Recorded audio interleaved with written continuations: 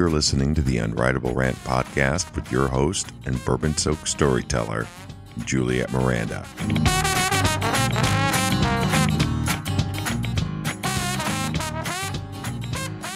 Hi there, y'all.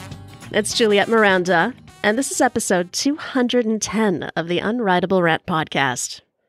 I gotta put my bourbon-soaked stories on hold for y'all today, and instead, I've got a conversation for y'all with Kip Winger. This is not the first time that I've talked to Kip. That was actually back in the 90s when Winger released their third album, which was called Pull. Now, we all know that the 90s were not kind to bands like Winger. And if you've listened to enough of my boozy rock star stories, you've likely heard me refer to the Fallen Hairband clan many times. That could easily have been Winger, but it wasn't. The band managed to avoid a lot of the pitfalls that other bands gave into. There were no dramatic breakups, no drug busts. They were just solid musicians who rolled with it. And I gotta say, the band is better than ever. As for Kip Winger, in addition to playing out and recording with Winger, which we definitely get into in this conversation, Kip has, in his own way, kind of returned to his roots. Not as a rock star, but as a composer. He is a Grammy-nominated composer for his album Conversations with Nijinsky, which was performed by the San Francisco Ballet Orchestra. I gotta say, Kip has one of the most interesting careers of any musician that I can think of, so I'm really excited to be able to share it with you today. I hope you enjoy this conversation with Kip Winger. Cheers, y'all. Hi there. Is this Kip? Hey, yes. Well, Kip, you are a self-taught musician. You got your start playing bass with Alice Cooper, formed the band Winger, and you are a Grammy-nominated composer of classical music. I gotta say, you've got the most incredible and unusual musical journey I think I've ever heard of.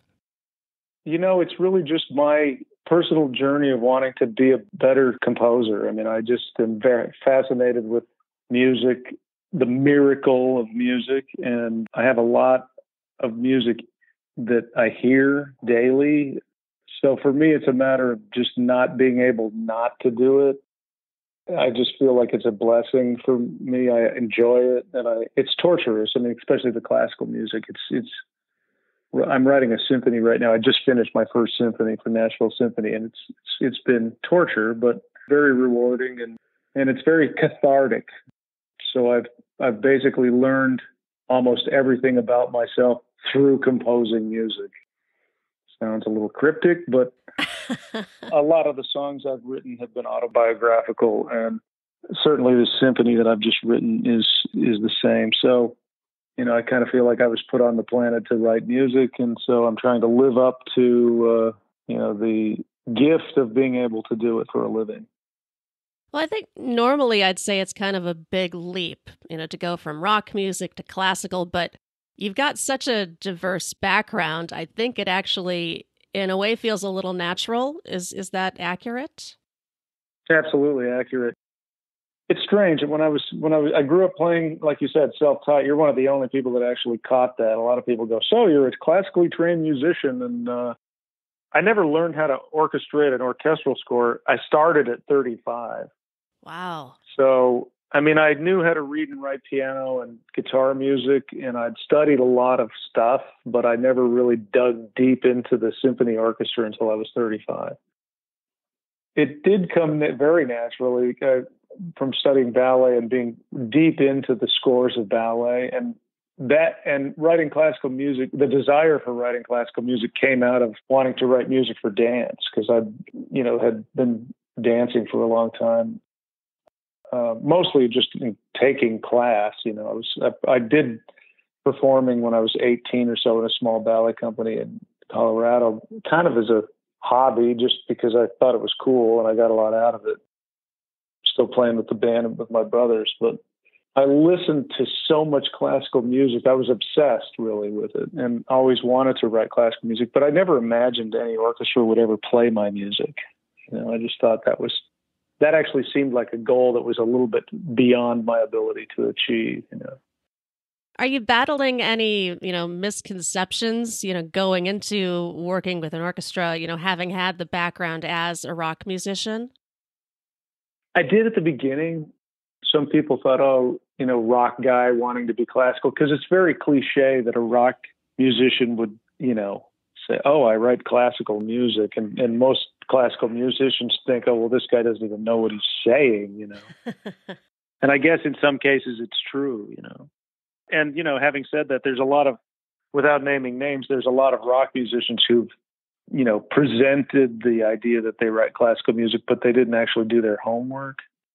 So it kind of comes out sounding like pop music that done with an orchestra. I'm a real purist, I'm a very avid listener of contemporary classical music. Christopher Rouse, Richard Daniel, poor Jennifer Higdon, Mason Bates, John Adams, John Corleone. The list is endless of living composers who are amazing. So, and I study their scores and, that kind of thing. And there's a very tiny little vortex by which you have to fit through to be taken legitimately in the contemporary classical world. Having said all that, you're right. It comes completely naturally because I hear it, I think that's kind of evident in a lot of your music. I mean, even just looking back at Winger, the band always kind of stood out to me as having a little bit more, going on than the average band. But, you had that sort of, you were a musician's band, but you were commercially successful. And then, kind of as the band evolved and as you went solo, you can hear the transition from being, rock to going into a more like prog rock sound. So I mean, that's why to me it feels natural, but I guess I'm answering for you here. So no, you're totally right. You're absolutely right. There was always more under the hood with Winger. And the reason is that we had a couple secret weapons in the band, Rod Morgenstein and Reb Beach. I mean, they're incredible musicians, a cut above most. And when I'm on stage with them, I'm always going, wow, look who I get to be on stage with. Not taking away from John Roth or Paul Taylor. Reb and Rod are special. And I like to compose for good musicians, so I'm always liking to throw harder and harder stuff at them. Even 17, if you take away the lyrics and the melody and listen just to the track, it's more complex than a lot of the stuff that was out there. And that's just because that's what we hear. I mean, it's not, we weren't trying for that. Reb actually wrote that riff when he was 15. Really?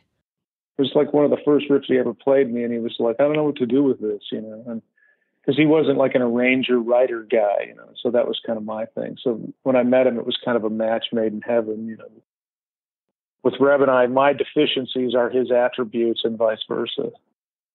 Well, I think it's that brotherhood really of, being so in sync with another person, whether it's with an orchestra or with, your band, that makes all the difference. Totally. So now that you're working with classical music, I mean, how much higher are the stakes? It's got to be this incredible learning curve. Yeah, it is. I mean, well, listen, National Symphony commissioned me to do an album. I'm doing Symphony No. 1 and a violin concerto. And they had performed Nijinsky, and I became buds with the conductor, Giancarlo Guerrero, who's an incredible conductor and musician. And the orchestra is incredible. Nashville Symphony is, I think, 13 Grammy wins, and the musicians are exceptionally unique because they also play a lot of sessions in Nashville on pop and country and stuff. So their timing is amazing. And he met me for lunch. And he goes, "So come on, Kip, you want to write your Symphony No. 1?" And I'm like, and I'm terrified. Sure. He was like, "What do you want to write? You come up with it." And he said Symphony No. 1, and I thought, wow, that's intense. Could I do that? And so I thought about it for about a month or two, and I figured I would accept the challenge. And it's been really difficult. I just finished it this month, actually. It's been an amazing experience. And I just feel lucky that he felt that I was ready for it and, was commissioned me to do it, because it's very unusual that an orchestra of that caliber would commission a person like myself. They usually go for the composers that went through the pedigree of, Juilliard, doctorate degree type people. But the cool thing about Giancarlo is he's very out of the box and, wants to do things different. And so it was good timing. Now, you say doing things different. What does that mean exactly? Well, just kind of commissioning a few composers that are out of bounds from the normal kind of stable of classical composers that go through the university channels. He commissioned Ben Folds to do something. He commissioned Victor Wooten, Bela Fleck. He stepped out of bounds, and it's a special thing. You don't find that a lot with conductors. They kind of stay within their wheelhouse. But it's funny because I'm a purist. Like, I don't want to do rock band with symphony. I don't want to play in my own thing. I just want to compose it in the classic way that the old composers, compose a symphonic work. And I want to speak in their language, which circles back to your original questions. What was I up against? Some prejudice. In the beginning, I was, and I had to prove myself. And I had to prove myself by speaking their language on their terms. And once they realized that I could do that, it was all cool. And then when I got a Grammy nomination, then I'm fine. That's sort of your street cred, I guess. And it was shocking. I never expected that. I mean, that came out of nowhere. And that was probably my greatest moment in the music business, because if you know my past, I mean, I had a lot of lean years where I was, kind of not taken seriously with the Beavis and Butthead thing and all that. And so to come all the way back from that and to get that nomination was really like my personal vindication. It was really nice. Now, with the Conversations with Nijinsky album, I love the story behind it. And I'm kind of curious about the storytelling aspect just of symphony music. I understand rock music. I don't understand symphony. So how do you kind of develop the story in music that way?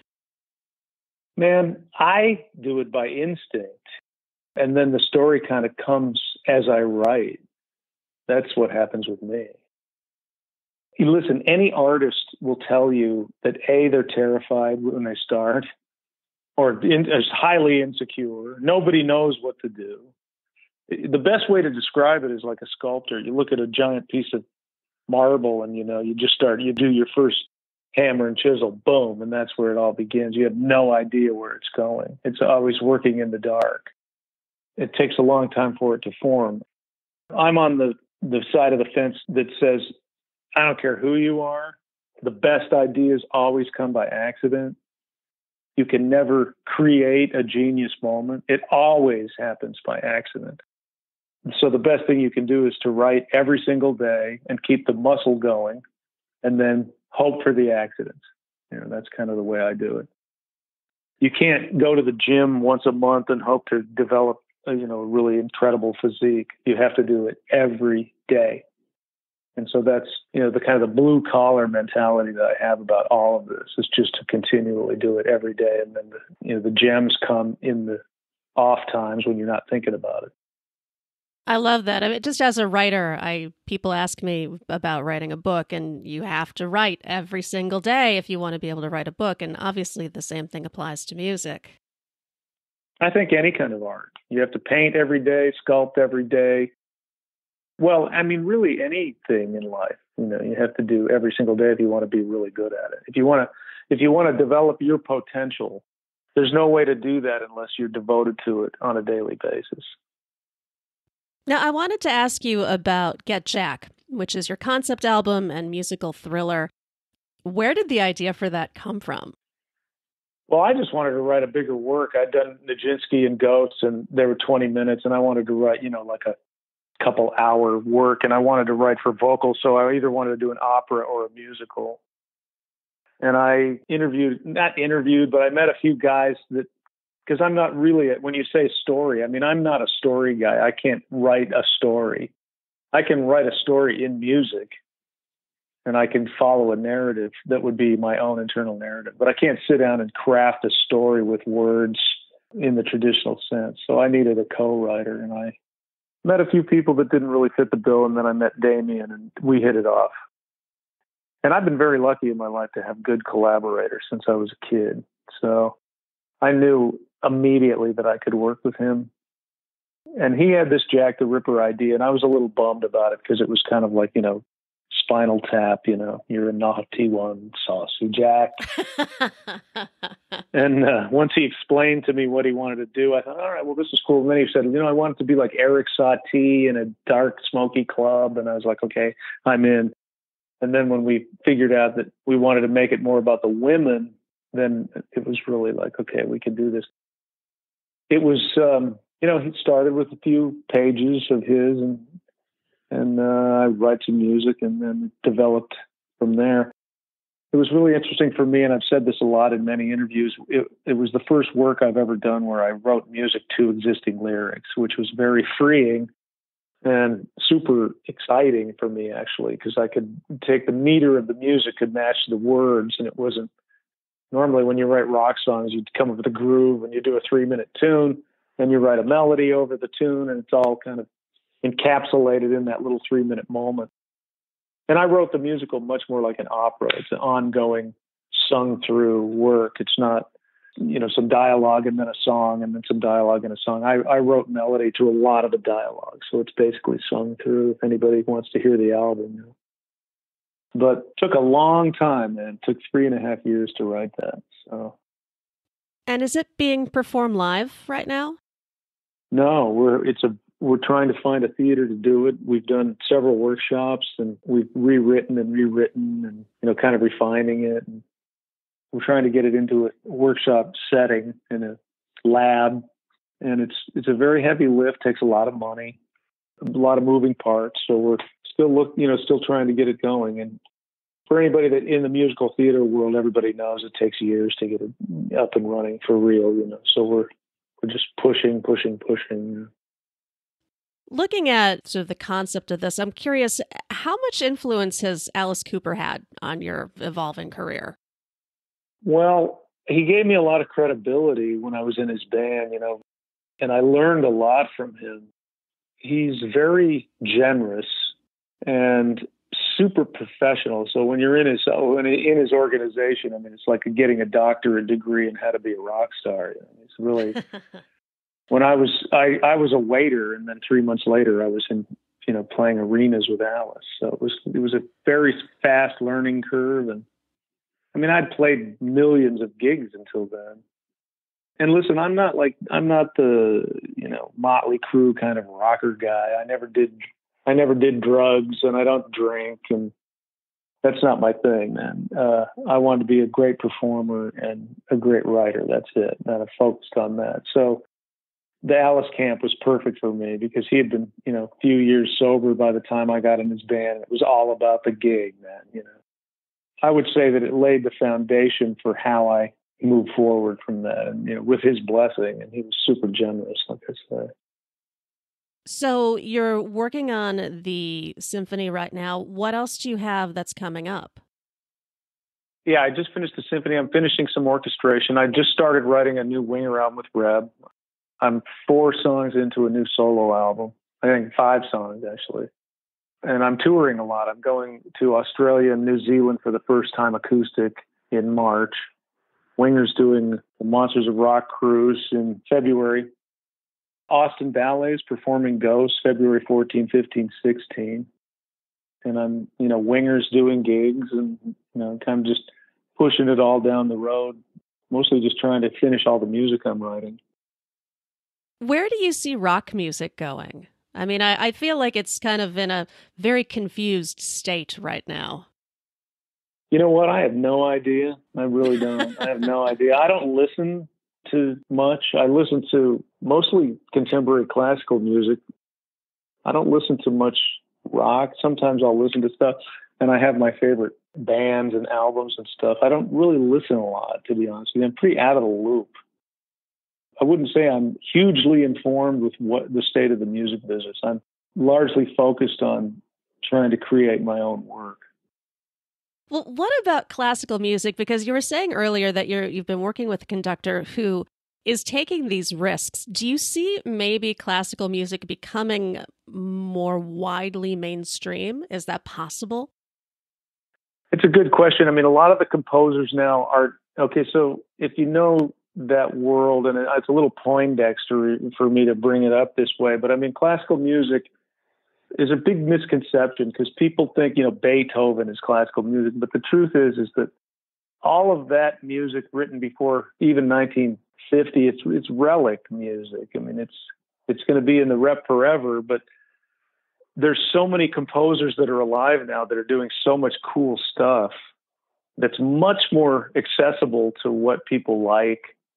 And some of it's super avant-garde, but in a cool way. And I think I've helped to get the word out some, but it just takes people going to the symphony to support live music. For the musicians and the performers and stuff, the only way to make a living is to play live music. So it's really incumbent upon the fans to go to live music to keep any of this going. All I can say is support your symphony, go see what's happening, and try to pick a program where there's a contemporary piece. Otherwise, you're just going to go listen to a Beethoven piece and think it's nice, but it's not going to push your consciousness.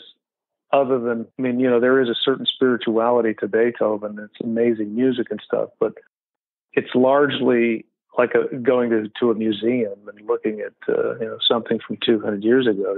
So doesn't have much to do with now. And in general, I would just say for everybody, please support live music, because for all of us bands, when royalties used to pay and you could make a living from it, that's all gone because of YouTube and all that stuff. So we make our living from live music, and that's how musicians thrive now in all genres. Where can people go to find out more information about your albums and your work and the upcoming tour with Winger? So wingertheband.com, kipwinger.com. Those have all the social media widgets that you can like us on Facebook and Instagram and Twitter and all that stuff. Well, Kip, thank you so much for talking with me today. I really appreciate it. I know you're actually going to be coming I'm in Chicago. I know you're going to be at the Arcada coming up in April, so I'm going to be trying to make it out for that show. Oh, cool. I'm up in the Speakeasy Room acoustic for that show. It's fun. Have you ever been in the Speakeasy Room? It's great. I have. Yeah, it's a great room. Really cool. Yeah. Yeah.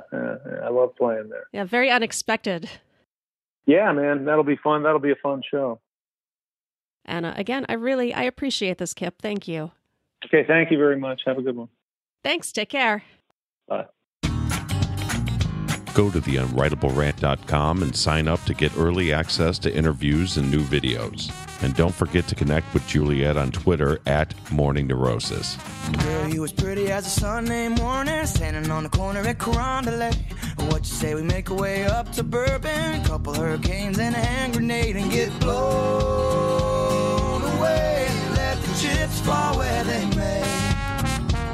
If it's all the same, what you say, bon ton, hey, pretty mama, I can smell the gumbo. Sweetest taste of honeysuckle on my lips. Good God Almighty, I can hear the trombone. Every heart ought to beat to a rhythm like this. Come a little closer, honey, let me hold you. Nothing tastes better than a bourbon kiss. You can be the flower on my magnolia. Every heart ought to beat to a rhythm like this.